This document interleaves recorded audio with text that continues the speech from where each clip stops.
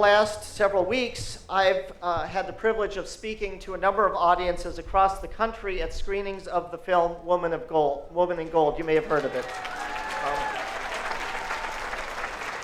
It's a story about the recovery of the Klimt paintings, which I was very fortunate to achieve for my family friend Maria Altman.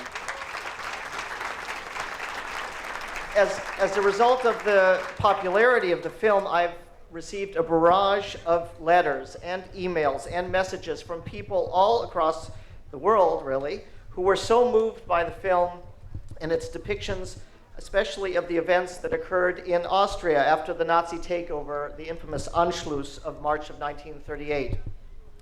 Those of you who have seen the film and know the story certainly recognized the scenes that were reenacted in Vienna from well-known photographs and newsreel films of crowds cheering as the Nazis paraded into the city, of Jews accosted on the streets and in their homes and businesses, terrorized by the people who only weeks before had been their peaceful neighbors.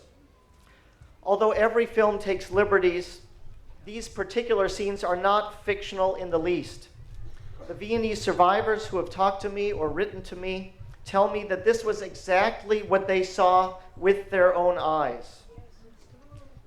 Even the frightening escape of Fritz and Maria Altman as depicted in the film is not very much exaggerated.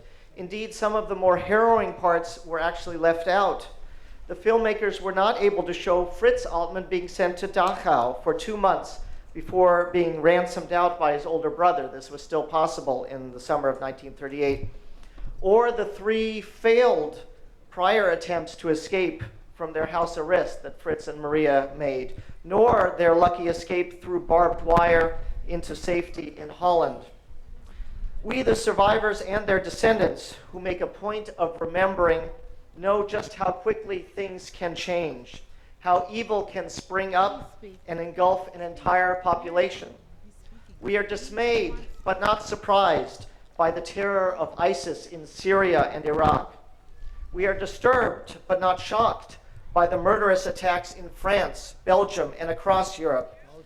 To quote the old radio program, we know what evil lurks in the hearts of men because we have seen it visited on our own families.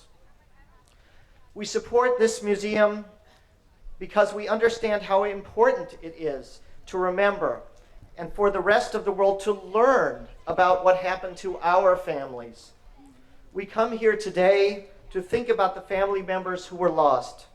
We understand that for every single story of escape to freedom, like Fritz and Maria Altman's, there were hundreds who did not make it and who were never seen or heard from again. There's a very moving scene in the film where Maria says goodbye to her parents. In fact, this particular scene was fictionalized. Maria's father died in June 1938, shortly after the Anschluss and a few weeks before Maria escaped. And so I always looked at this scene as fiction. But then a woman came up to me after a screening and said that she was so moved by this particular scene because her mother also had to say goodbye to her parents, whom she never saw again.